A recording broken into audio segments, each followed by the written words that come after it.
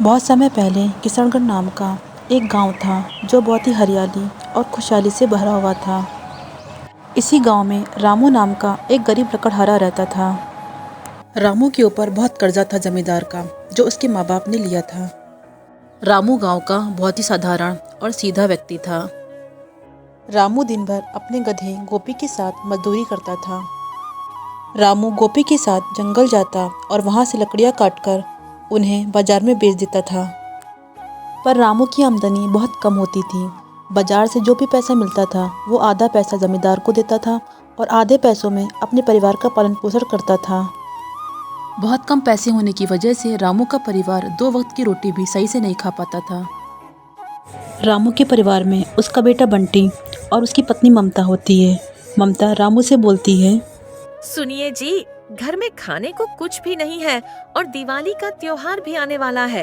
हम लोग तो किसी तरह रह लेंगे, लेकिन बंटी को कैसे भूखा रखे।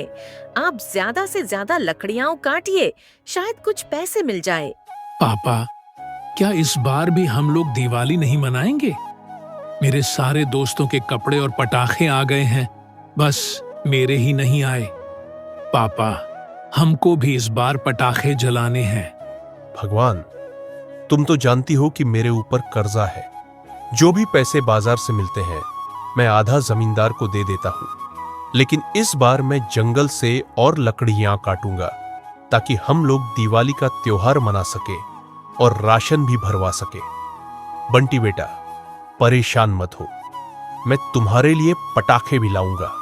चिंताओं में डूबा हुआ रामू तेज बारिश में निकल जाता है लकड़ी काटने के लिए गोपी के साथ। तभी रामू को नदी के किनारे एक बेहोश लड़की दिखाई पड़ती है।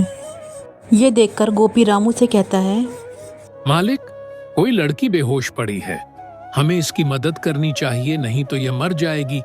हाँ गोपी, सही बोल रहे हो, इसे घर लेकर चलते हैं, इसको हमारी जरूरत है। रामू उस लड़की को अपने साथ घर ले आता है और अपने परिवार को सारी बातें बताता है।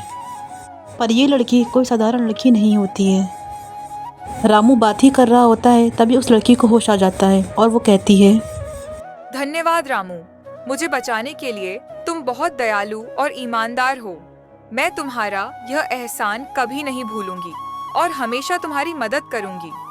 मैं तुम्हें एक दिया देती हूँ, तुम इस दिए से जो भी मांगोगे वह तुम्हें मिलेगा। मैं कोई साधारण लड़की नहीं हूँ, मैं एक परी हूँ। मैं यहाँ फंसी हुई थी, तुम इस दिए का इस्तेमाल अच्छे कामों के लिए करना। अब तुम्हारे सारे दुख दूर हो जाएंगे। इतना कहकर परी गायब हो जाती है। बंटी रामू से कहता है, पापा, चलो हम इस दिए से कुछ मांगते हैं। दिया, प्लीज हमें बहुत अच्छे अच्छे कपड़े, पटाखे और अच्छा अच्छा खाने को दे दो। हम लोगों ने बहुत दिनों से कुछ अच्छा नहीं खाया है। बंटी के इतना कहते ही सारा सामान दिए से निकलने लगता है।